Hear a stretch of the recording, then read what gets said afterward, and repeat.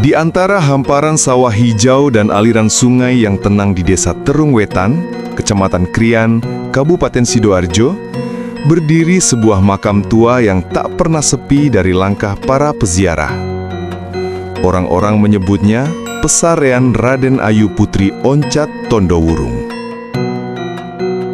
Tiap helai bunga yang ditebarkan di sana membawa harapan, dan setiap dupa yang menyala mengirim doa ke langit.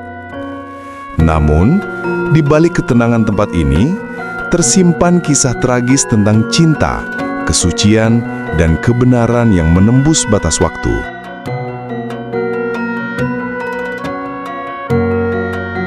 Senja menurun di tepi Bengawan Terung. Langit berwarna merah darah. Angin berhembus lembut membawa wangi tanah dan bunga. Di antara obor yang bergetar, Putri Oncat melangkah perlahan menuju tepi sungai.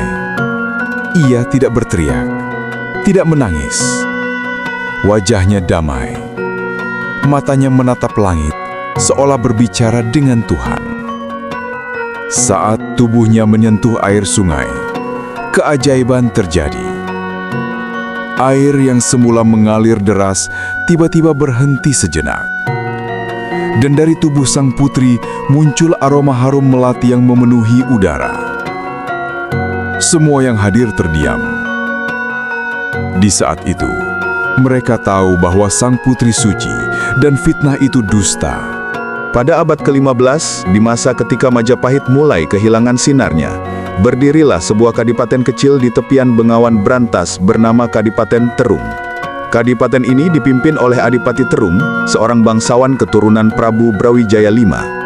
Wilayahnya makmur dan tentram, menjadi jalur penting perdagangan air antara Mojokerto dan Sidoarjo.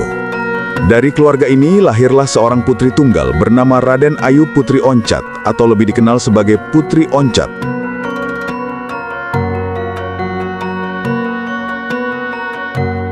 Desas-desus mulai berhembus di dalam istana. Sang putri dikabarkan mengandung sebelum menikah. Tak seorang pun tahu dari mana kabar itu berasal. Tetapi di masa di mana kehormatan seorang wanita adalah segalanya, fitnah lebih tajam dari sebilah keris.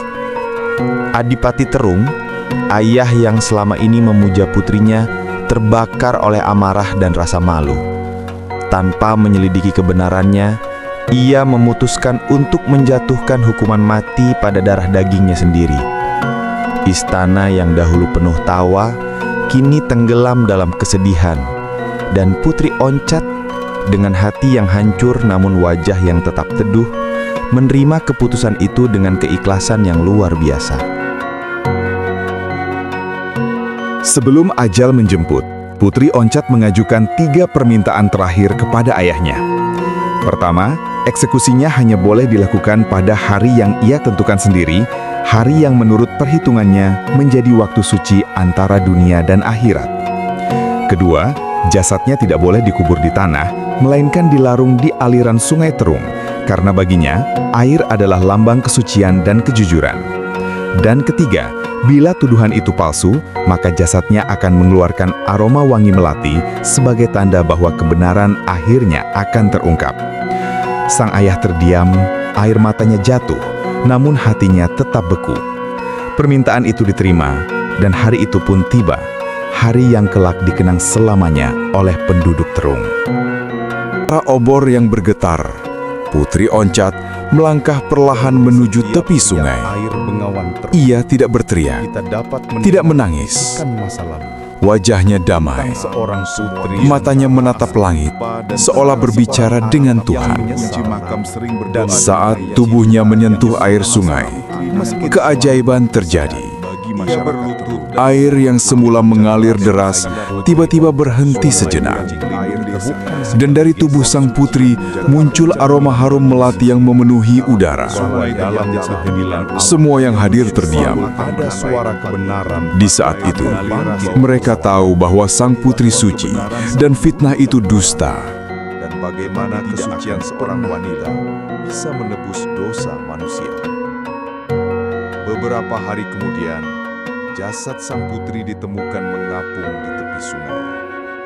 tubuhnya tetap utuh dan mengeluarkan wangi harum melati.